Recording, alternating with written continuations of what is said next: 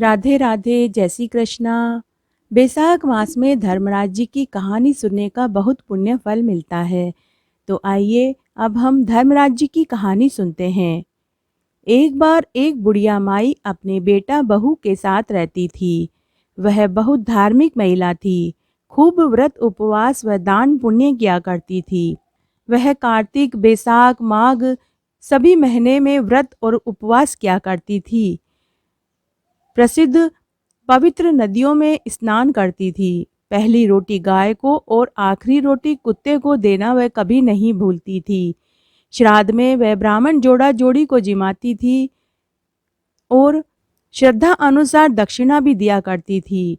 एक बार उसने ब्राह्मण को गौदान भी किया था। चिड़ी कबूतरों को वो रोज दाना पानी देती थी। श्राद्ध में कौओं को पकौड़ी और पुआ खिलाती थी। इस तरह उसने अपना पूरा जीवन श्रद्धा, लगन और ईमानदारी से बिताया। कभी झूठ नहीं बोलती थी, न ही कभी चुगली करती थी। जब उसकी मृत्यु हुई तो यमदूत उसे लेने आए।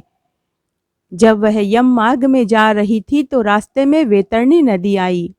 यमदूतों ने बुढ़िया माई से पूछा कि बुढ़िया माई, तुमने गौ दान किया था? तब बुढ़िया माई ने गौ माता का ध्यान किया तो वहां गौ आ गई। बुढ़िया माई ने गाय की पूंछ पकड़कर वैतरणी नदी पार कर ली। यम मार्ग में आगे चलने पर बहुत सारे कुत्ते आ गए और वह बुढ़िया के ऊपर जोर जोर से भौंकने लगे। तब यमदूतों ने फिर से कहा कि बुढ़िया माई, तुमने अपने जीवन काल में कुत्तों को रोटी खिलाई थी? बुढ़िया माई ने कुत्तों का ध्यान किया तो सारे कुत्ते मार्ग से हट गए। बुढ़िया माई ने आसानी से रास्ता पार कर लिया। फिर यम मार्ग में आगे चलने पर बुढ़िया माई के सिर पर कौवे मंडराने लगे और कांव कांव करने लगे। यमदूतों ने वापस बुढ़िया माई से कहा कि बुढ़िया माई, श्राद्धों में कौवों को पुआ, पकौड़ी, खीर खिलाई थी। बुढ़िया माई ने अपने किए हुए धर्म कर्म को याद किया तो सभी कौवे उड़ गए। आगे चलने पर यम मार्ग में जहरीले कांटे आ गए। यमदूत बोले कि बुढ़िया माई, तुमने मकर संक्रांति पर ब्राह्मण को या ब्राह्मण की बेटी को जूता, चप्पल, खड़ाऊ दान में दी थी। बुढ़िया माई ने वापस अपने धर्म कर्म को याद किया तो मार्ग में से सभी कांटे हट गए और उनकी जगह फूलों की चादर बिछ गई। इस तरह बुढ़िया माई ने यम मार्ग का कठिन रास्ता अपने द्वारा किए गए दान से पार कर लिया। जब वह यमराज के लोक में पहुंची तो धर्मराज जी ने चित्रगुप्त जी से कहा कि चित्रगुप्त जी, इस बुढ़िया माई का लेखा जोखा पढ़कर सुनाइए। चित्रगुप्त जी ने उसका लेखा जोखा सुनाने लगे और कहा कि इसने अपने जीवन काल में खूब दान पुण्य किया, खूब व्रत उपवास किए, लेकिन इसने धर्मराज जी की कहानी नहीं सुनी। इस पर धर्मराज जी बुढ़िया को बोले कि बुढ़िया माई, तुझे मोक्ष नहीं मिलेगा, तुझे नरक भोगना पड़ेगा। तूने सभी व्रत उपवास किए, सभी दान पुण्य किए, लेकिन तूने मेरे नाम से कोई व्रत उपवास नहीं किया। तब बुढ़िया माई ने कहा कि धर्मराज जी, आप मुझे 7 दिन के लिए वापस धरती पर जाने की इजाज़त दे दीजिए। मैं धरती पर जाकर धर्मराज जी की कहानी सुनूंगी, दान पुण्य करूंगी और उद्यापन करूंगी। तब धर्मराज जी ने बुढ़िया माई की आत्मा को वापस धरती पर भेज दिया।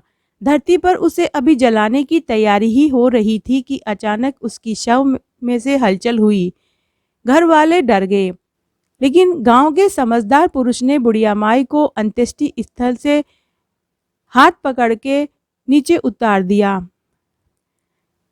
सभी उसे भूत प्रेत समझकर भागने लगे, लेकिन बुढ़िया माई ने अपने बेटा और पोते से कहा कि मैं भूत प्रेत नहीं, तुम्हारी माँ हूँ।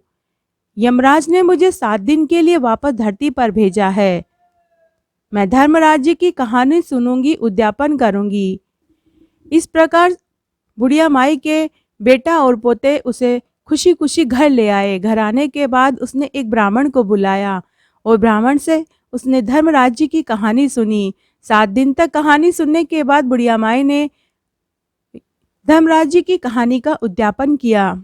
उद्यापन में उसने एक बांस की छाबड़ी ली, उसमें 1.25 सेर ज्वार, 1.25 सेर मोती, 1.25 सेर वजन के चांदी की नाव, सिड्डी, कपड़े का टुकड़ा, एक जोड़ी कपड़े, सोने और चांदी की धर्मराज जी की मूर्ति, और योग्य ब्राह्मण को गाय और दक्षिणा के रुपए दिए और बहन बेटियों को खाना खिलाया। आस पड़ोस की औरतों को धर्मराज जी की भोज का प्रसाद बंटवाया। दूसरे दिन बुढ़िया माई वापस परलोक सिधार गई। अब की बार उसे लेने के लिए यमलोक से देव विमान आया। देखा तो गांव वाले और बेटा बहू बोले कि माँ हमें भी अपने साथ ले चलो। तो बुढ़िया ने कहा कि नहीं, तुम सबको इसका हक नहीं है। मेरी कहानी पड़ोसन ने सुनी थी तो मेरे साथ तो वही जा सकती है। तब बेटा बहू और गांव वाले बोले कि हमें भी धर्मराज जी की कहानी सुनाओ, हम भी सुनना चाहते हैं। तब बुढ़िया माई ने सभी को धर्मराज जी की कहानी सुनाई और सभी देव विमान में बैठकर बैकुंठ में पहुंच गए। तब धर्मराज जी ने कहा कि बुढ़िया माई, देव विमान तो तुम्हारे लिए भेजा गया था, तुम सबको लेकर क्यों आई हो?